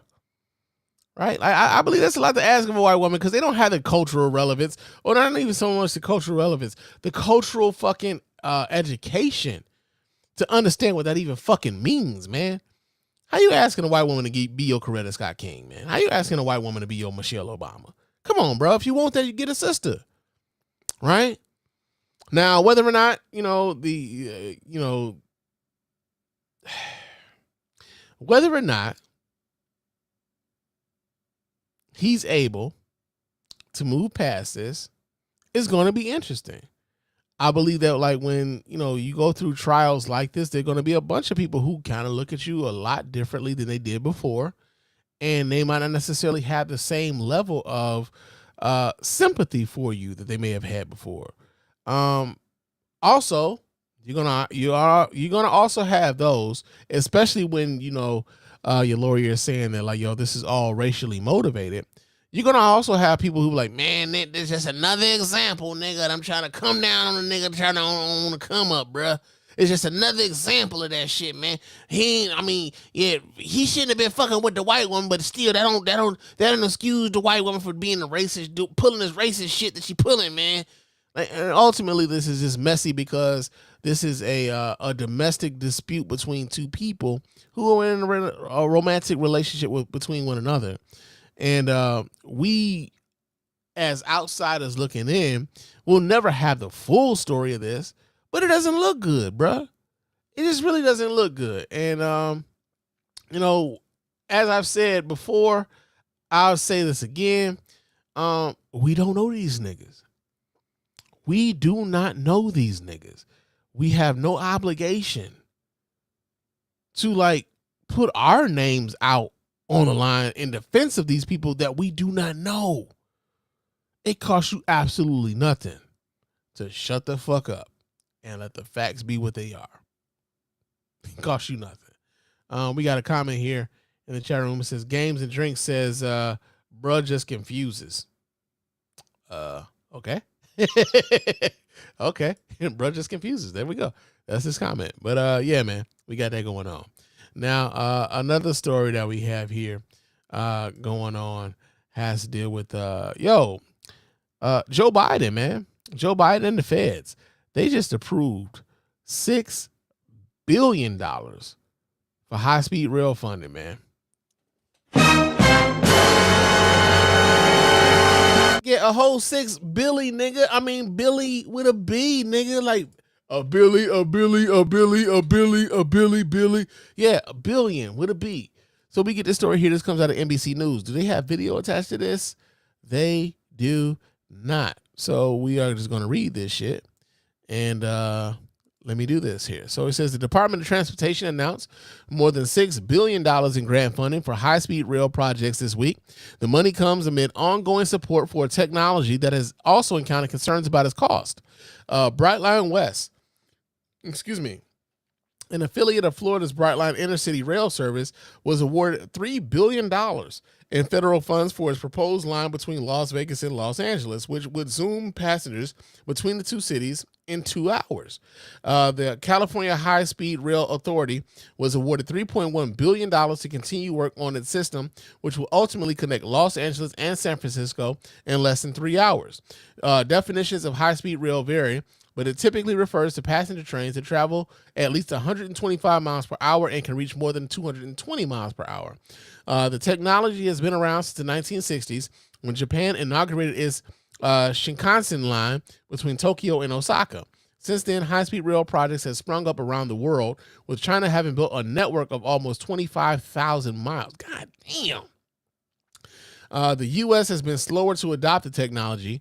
It doesn't currently operate any high-speed rail lines, although Amtrak's Acela in the Northeast sometimes reaches speeds of 150 miles an hour. That's despite a growing choir of experts and activists who support what they see as a technology with urgent benefits, as well as the public support for high-speed rail. A 2022 survey from the University of California, Berkeley, and the Los Angeles Times found that 56% of registered voters supported continuing the state's project versus 35% against. I think once California's system opens, people will say, wow, this is actually really helpful and useful, said transportation engineer and public transit activist Hayden Clarkin. Okay, so, yo, man, this is one of those things where I think this is a very big public good, right? And I say that as someone who, like, when I was a kid, man, I used to ride the train, right? Like, I used to ride the train. Me, my mom, my brother, when we go back and forth to Chicago, sometimes our way to ride back and forth from Chicago to Detroit was to ride the train. We would get on the Amtrak.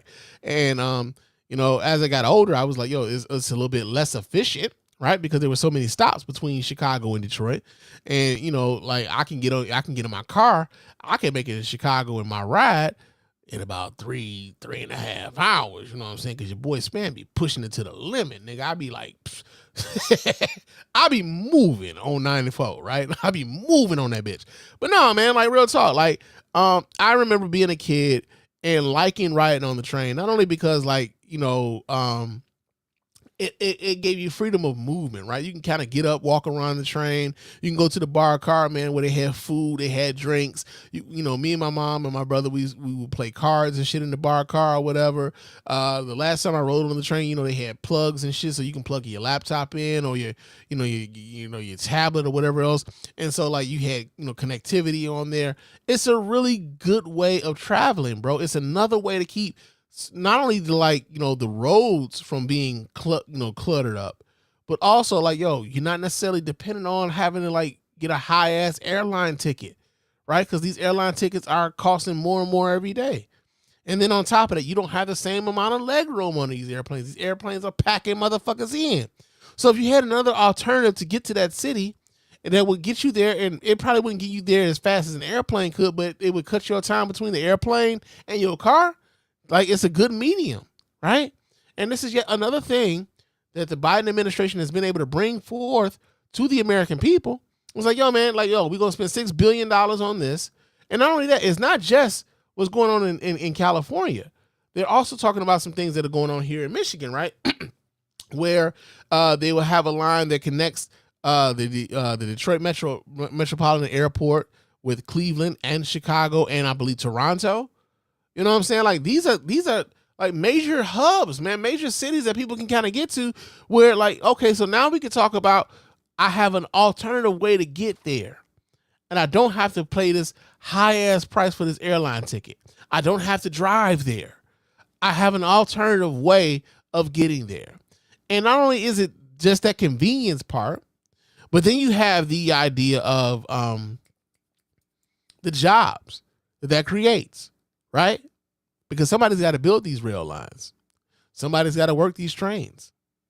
Somebody's got to work these stations. Now these are job creators, right?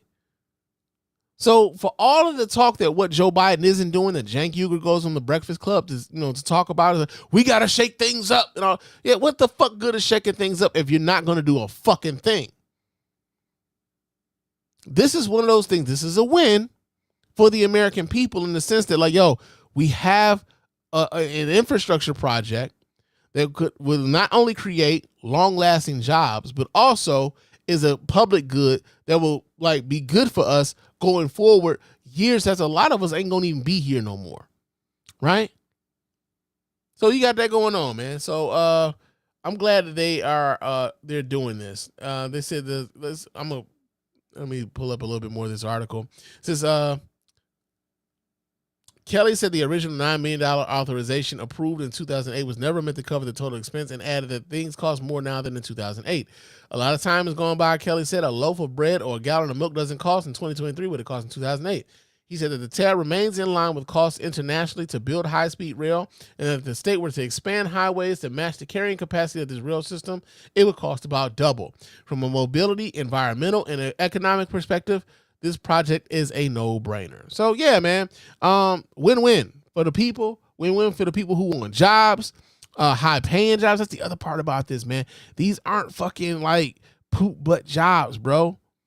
These aren't poop-butt jobs. We're like, yo, people got to have some skills in this. People can learn the skills for this,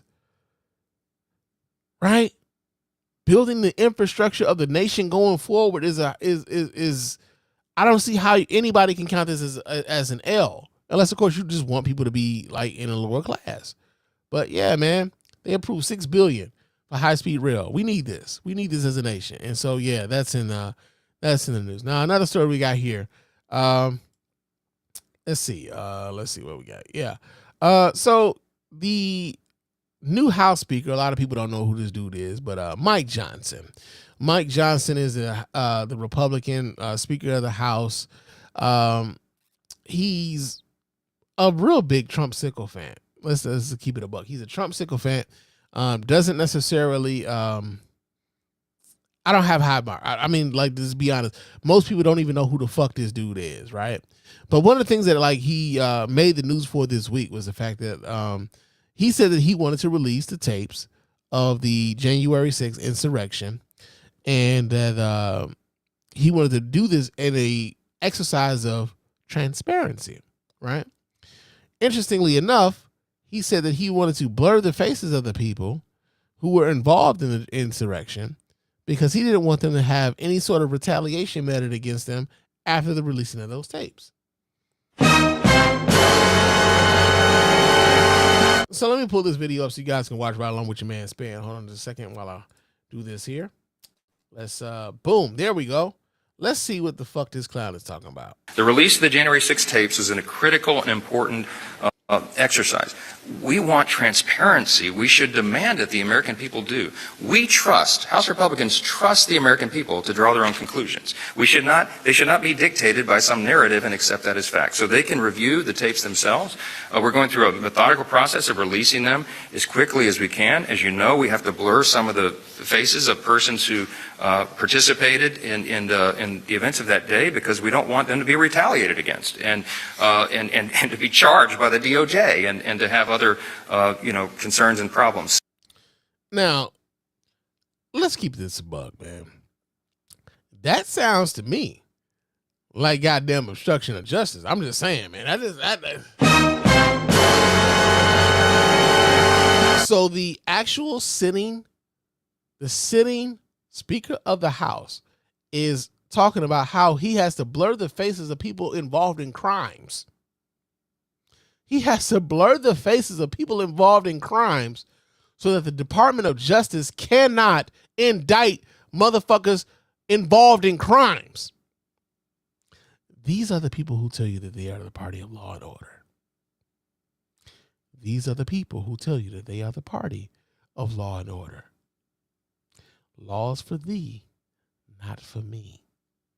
Right? But also, a lot of white folk have demonstrated eloquently that they don't have no sense. They ain't got no sense. They act like we can't see what the fuck. Like, don't you know, nigga, I can see you? We all see you, bruh. We all see you. On top of that, like, can you imagine say for instance, right, if Nancy Pelosi, there was some riots going on. Remember, like they were talking about with Black Lives Matter when George Floyd was killed, and people were upset about it, and like you had some people who were out here doing some dumb shit in the name of George Floyd. If Nancy Pelosi had got on a dais and said, we're going to blur the faces of the people involved in this because we don't want the Department of Justice to like retaliate against them. Can you imagine the fall fucking outrage that a lot of these Republicans would have if Nancy Pelosi had said some shit like that? Or if Hakeem Jeffries, who's the current Democratic leader right now, had said some stupid shit like that. Can you imagine how they would, they're trying to like decriminalize criminal behavior. It's like, we see you, bruh. We see you. But the idea that the people who would claim that they were like on the side of the cops, right? Remember it was always Blue Lives Matter and shit. A lot of cops got their ass whooped on January 6th, man. A couple cops died on January 6th. A couple of them took their lives afterwards after dealing with January 6th. So you're talking about people who only use the police when they need the police, but when the police ain't convenient to the shit that they got going on, they like, fuck the police. The same way that a lot of black people already was like, yeah, man, fuck the police. Yeah, they back to blue until, nigga, I see you. Right? Back to blue until I see you. Because, hey, that is that Reginald on that? Was that Nick? Is that him taking a shit in Nancy Pelosi's office? That nasty motherfucker, right? They don't want their people to have to deal with any retaliation, or better yet, what you should have called it was, you don't want those people to reap the repercussions of their actions because it's inconvenient for your political well-being. Just call a spade, bro. Call a spade. But that's what we got going on. Now, let's talk about another one of Biden wins, man, because Biden got another win for y'all, man. This is, again, it's inconvenient for motherfuckers like Cenk Uygur, but Biden got another win for y'all. So we get this story here. This comes out of, let me stop doing that here. And this story comes out of, where are we? Oh yeah, we get this out of USA Today. And it says that the education department has forgiven another $4.8 billion in student loans for roughly 80,000 borrowers.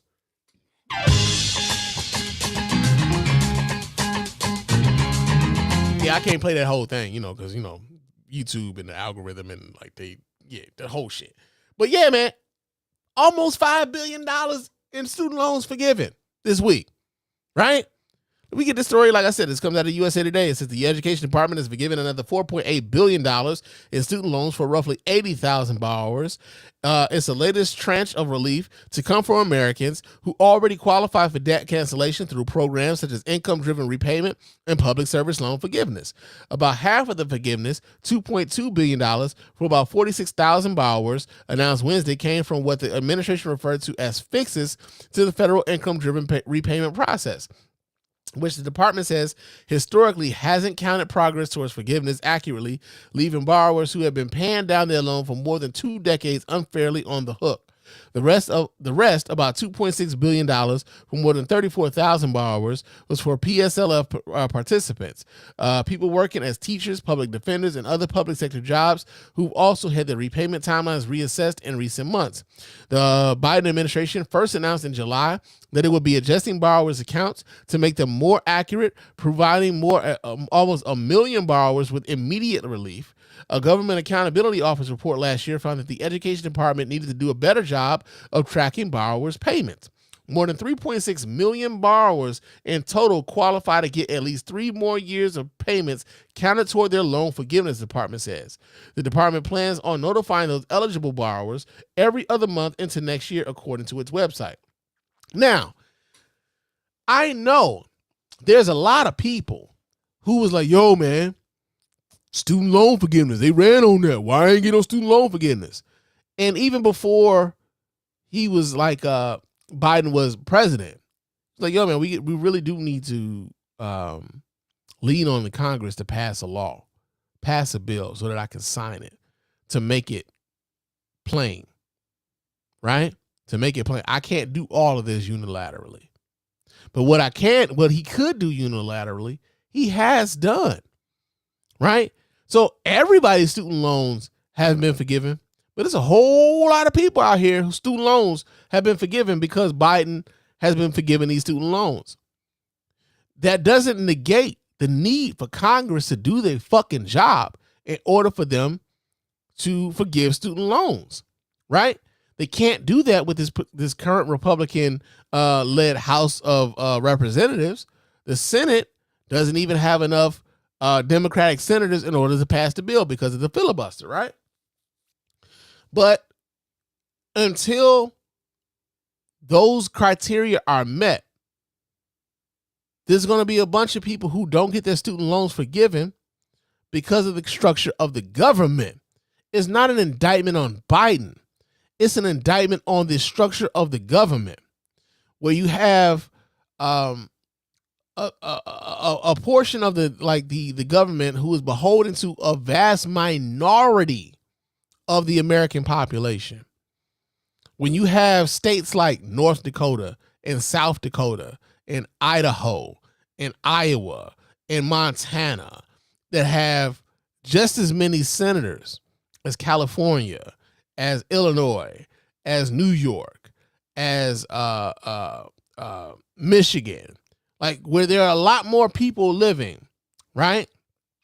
So long as you have those states holding up that sort of legislation, you will have a hard time passing legislation that benefits the majority of the people, right? And so we need more people not only to be mindful of the makeup of the Congress, but also how the makeup of the Congress affects them on their day-to-day life. We need more people cognizant of that, because a lot of folks just are not cognizant of this fact. That the structure of the government stops a lot of the things that you want to happen from happening, especially when there's an opposition party blocking the things that you want from happening. So Cenk Uygur can get on the Breakfast Club and talk all the shit about, yeah, they say they can't do this, that, and the other because they ain't got the money. Meanwhile, Joe Biden has forgive another $5 billion in student loans, despite the fact that Congress hasn't moved, but he's trying to do what he can do in order to get that shit moving. They just approved $6 billion for high-speed rail to get people moving. Not only get people moving, but also get people jobs. Meanwhile, Cenk Uygur is on the Breakfast Club talking about Biden being a narcissist. Nigga, you can't even fucking legitimately run. You can't even legitimately run. But, yeah, you got that going on. We got one more story here, and I think we're going to get on about it here. But, so there's some teachers, man, and I kind of wonder where these teachers were when I was coming up. But we got some teachers who quit their jobs as teachers and decided to pursue their OnlyFans careers after paying off their student loans. I'll be a monkey's bare-assed uncle. Yeah, man, and there's video for this particular story. So let me pull this video up so you guys can watch right along with me here. Let's see if are they fine teachers? Let's see. Let's see what they got going on. What's going on here, NBC News? What y'all got for us? Let's see. Teachers with OnlyFans accounts are under fire. Let's see what they got. Let's see what the story is about. Two educators at St. Clair High School near St. Louis, Missouri, are out of the classroom after their district discovered their accounts. But, I mean, Nelly is from St. Louis, right?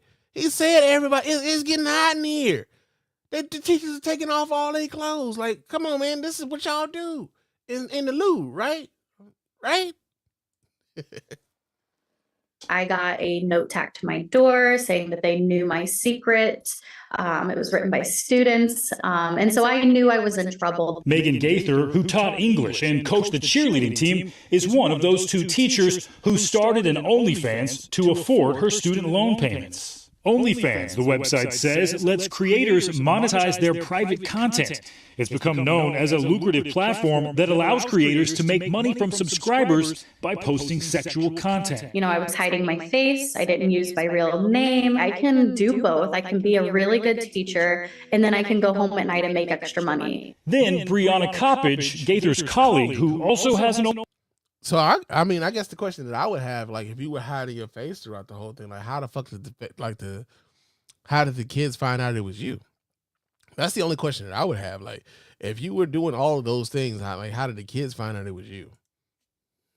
OnlyFans got caught. That's when I got fearful.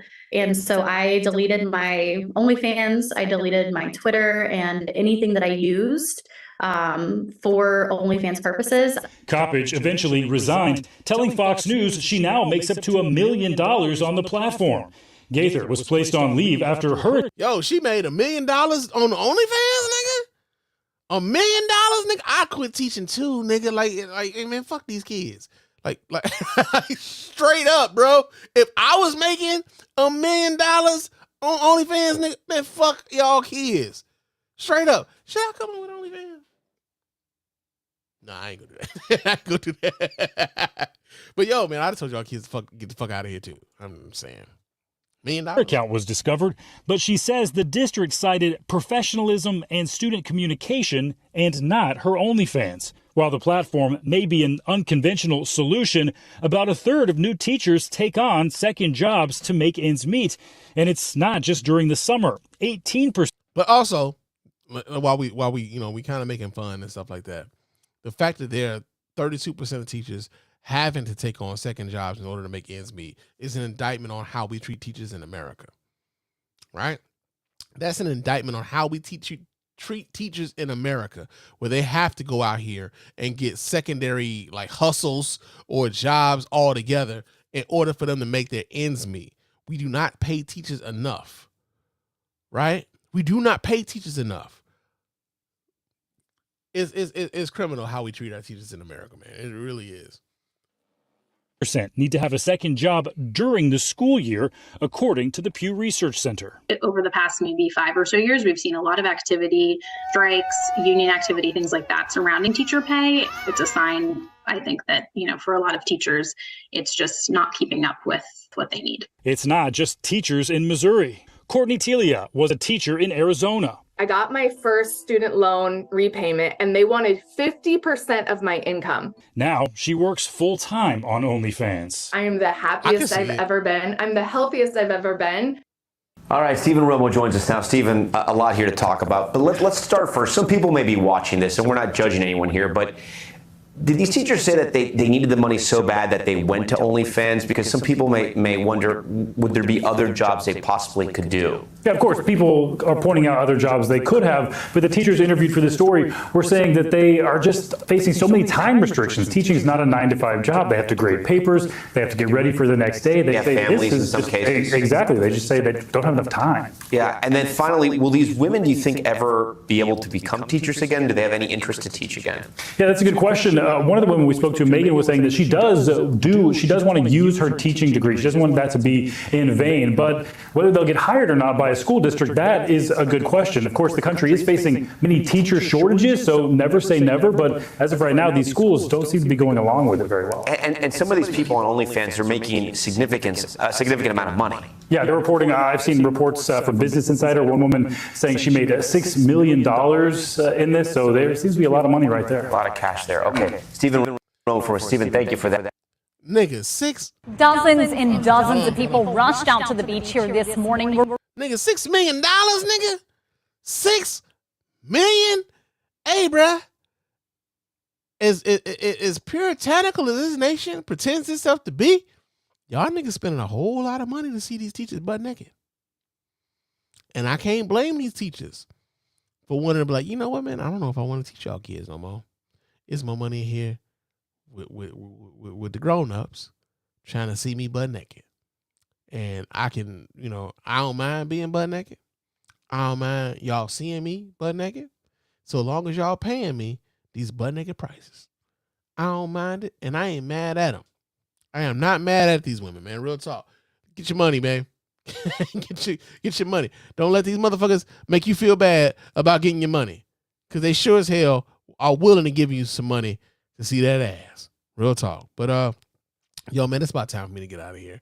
This show went a little bit longer than I thought it would, but only because I had to take a couple phone calls while we were doing the show. And my apologies for anybody who's watching it live who had to deal with that. I'm going to edit that stuff out here later. But yeah, man, it's time for us to get up out of here. But of course, before we do, I got to remind you guys how to get in touch with us over here at the Mr. Spann Official Podcast and let your voice be heard. Go ahead and hit up that hotline at area code 313-288-0485. That's area code 313-288-0485. Leave those voicemail messages. Of course, those messages will get played here live on the show and responded to in kind. You can also email us here at the email is down, but you can hit your boy up at Threads and Instagram. My name on both of those platforms is Mr._Spann. Go ahead and follow your man Spann. Shop it up with your man Spann throughout the week. Also, leave us a 5-star review on iTunes and or Spotify. Those 5-star reviews are the ones who get read here live on the show. We really do appreciate everybody who goes about the business of doing that. Doesn't cost you a dime, just a couple minutes of your time to let everybody know why you're rocking with us over here at the Mr. Spann Official Podcast and the Spann Podcast Network in its entirety. And for those of you who are so inclined, hit us up at our website at www.thespannreport.com. You can go there, watch replays of the show. You can donate to the show as much as you like, as often as you like. And of course, we really do appreciate every dime over here at the Spann Podcast Network, man. Real talk. But yo, man, it is about time for your man Spann to get on up out of here. I gotta it's about time for me to go to bed so I can go to work tomorrow. Because the grind never stops, man. But of course, until next time, fam. Peace.